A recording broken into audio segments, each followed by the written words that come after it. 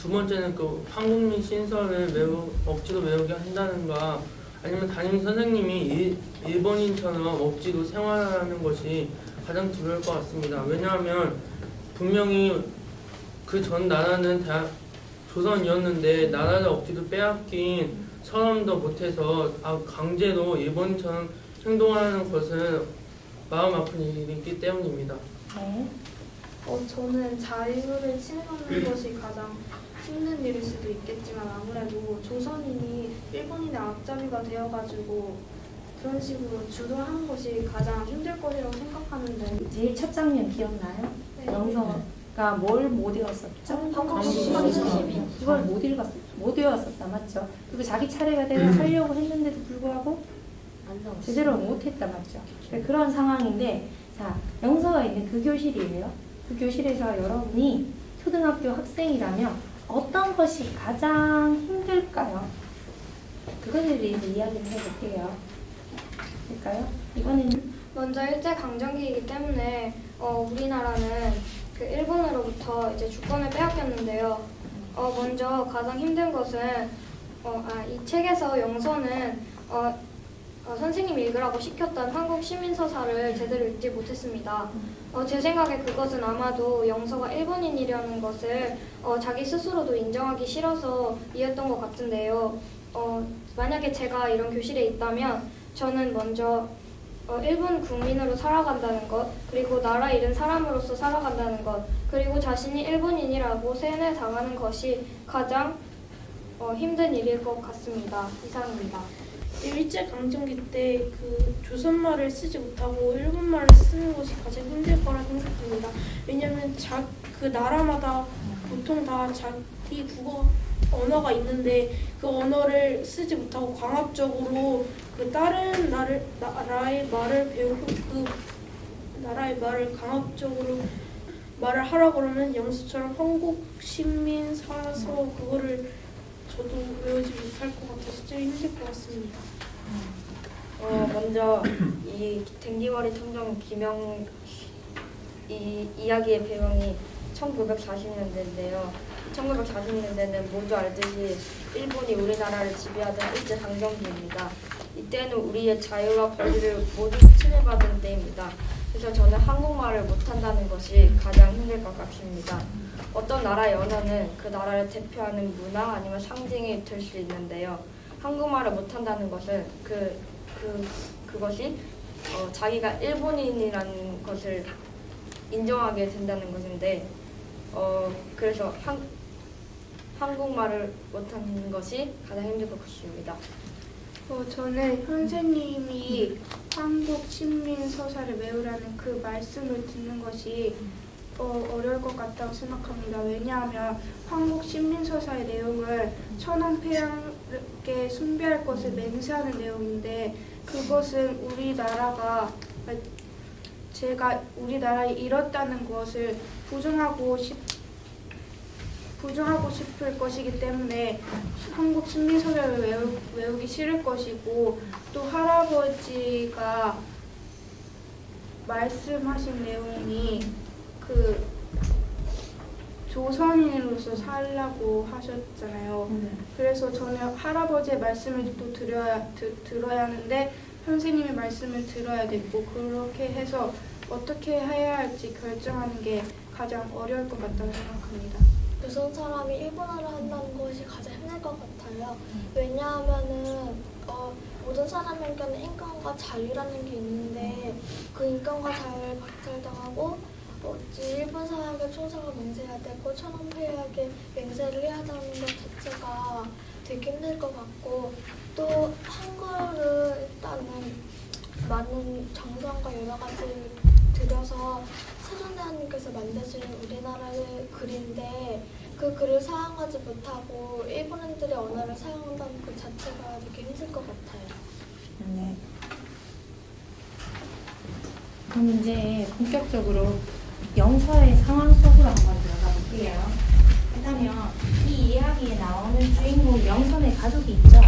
그 가족이 누구가 있는지 소개를 한번 학교에서 일본인들에게 세뇌받고 여러 가지 조선 사람들이 일본인들의 말을 배우고 이랬는데 일단 일본인들에게 세뇌받지 않기 위해서는 일단 경상에 가서 자신의 생각보다 더 좋은 결과와 깨달음을 얻고 그에 대해 대응해야 한다고 생각해요. 그래야지만 세뇌받지 않고 자신의 생각을 펼쳐나갈 수 있고 또 우리나라를 위해서 독립을 할 수 있는 여러 가지 좋은 기회가 되기 때문입니다. 이상입니다. 경성으로 가서 신학문을 배워야 영서가 스스로 독립하여 일제에 맞설 수 있다고 생각하고 영서가 일제에 복종하는 삶에서 벗어나기 위해서는 교육을 많이 받아서 힘을 키워야 한다고 생각하기 때문입니다. 왜냐하면 일본에게 지배당하고 있던 당시 우리나라는 매우 힘이 약했습니다. 바로 새로운 학문과 현대 문물을 빨리 받아들이지 못했기 때문인데요. 늦었더라도 다른 친구들과 신학문을 배워서 우리나라의 힘을 키워 우리나라의 독립에 한 발 더 다가가야 한다고 생각합니다. 신학문을 배워야 더 큰 꿈을 펼칠 수 있기 때문입니다. 먼저 교양이 있을 때는 큰 사람이 될 기회를 놓치기 쉽습니다. 고향에서는 꿈을 펼치지 못할 수도 있고 그리고 어느 나라의 백성으로 살아야 할지 큰 혼란을 겪을 수도 있습니다. 그러면 하루하루를 불행하게 살아갈 수도 있을 것입니다. 그리고 만약에 경상에 간다면 신학문을 배워서 더 열심히 공부하고 일본인에 대해서 대항하면서 조선을 위해서 진정으로 노력하는 것이 나라를 되찾고자 하는 백성의 바른 도리라고 생각하기 때문입니다. 저는 영서가 경성에 가야 된다고 생각합니다. 왜냐하면 영서의 아버지가 말했듯이 시대는 여성도 일해야 된다는 시대라고 생각하기 때문입니다. 그리고 영서가 경성에 가서 큰 사람이 되면 독립운동에 자금을 조금이라도 지원을 할 수 있기 때문입니다. 이상입니다. 있어서 영서는 의지할 사람이 없어집니다. 그런 영서는 정체성 혼란을 겪게 되고 정체성 혼란은 더 영서를 혼동시킵니다. 그리고 새로운 경성에서의 삶은 적응하기 어렵다고 생각합니다. 친구들이 이야기 잘 들어봤는데요. 한국 시민 서사를 외우게 된 왜요? 그러니까 그 선생님들이 외우라고 시키는 것 까닭은 먼저 일제감정기에는 일본이 우리나라를 막 정말 지배하려고 했었는데 그 일제강점기 때 일본인들은 아직 남아있는 조선인들의 애국심을 없애고자 그리고 그 조선 사람들을 나는 일본인이다 이런 식으로 세뇌시키려고 한국 시민서사를 매일매일 외우게 했던 것 같습니다. 이상입니다. 우리나라가 지금 애국심이 생각보다 꽤 강했고 그리고 일본이 강했기 때문에 일본에서 이거를 절대 무시할 수 없기 때문에 이 애국심을 없애기 위해서 세뇌를 시키기 위해서 한국 시민 서사를 외우게 했고요. 그리고 교과서에 나왔지만 이거 말고도 신사참배나 일본 이름식으로 바꾸기 등등. 네, 미나님 먼저 갔다 올게요.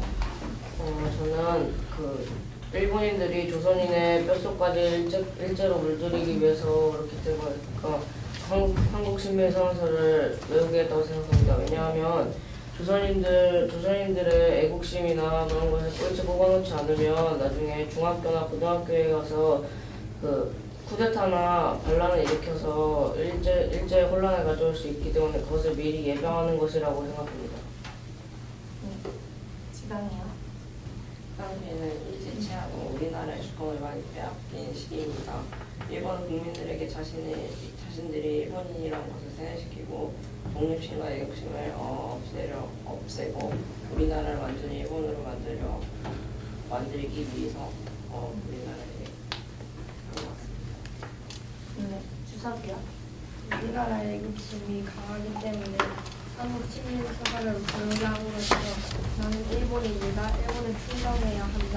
분이 그런 일본의 충성심을 갖게 하는 생각을 하게 해 완전한 일본을 시켰던 것 같습니다. 네, 마지막 희영이요. 저는 한국 시민 서사를 외우게 한 이유는 우리 조선인의 애국심을 좀 낮추기 위하려고 의무적으로 외우게 하려고 한 것 같습니다. 네. 친구들이 이야기한 것처럼 한국 시민 서사는 우리는 대일본 제국의 시민입니다 라고 시작이 된대요. 그래서 결국은 조선인과 일본 사람들이 모두 하나라는 생각, 이런 식으로 글이 써져 있다고 하거든요. 근데 그 결론은 한국 사람들, 조선 사람들조차도 이제 너네는 영원한 우리